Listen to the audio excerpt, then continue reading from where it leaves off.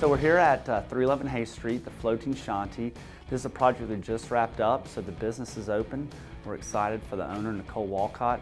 She's going to kind of give insight about what the Floating Shanti offers. On this job, we did all the work that you see behind us. It was an existing space. We tore out the walls, redid the flooring, and then we built a couple of rooms. We're excited about this project, excited to be done, excited that she's open for business.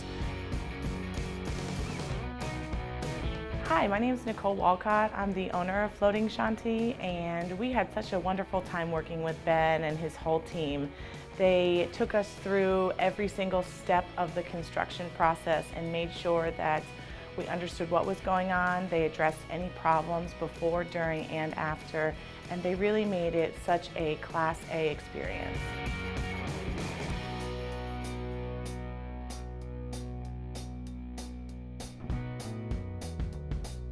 Couldn't be happier for the owners, Miss Nicole and her team.